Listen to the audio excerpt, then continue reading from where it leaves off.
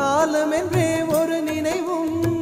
காட்சி என்றே பல நினைவும் கோலமும் பொய்களோ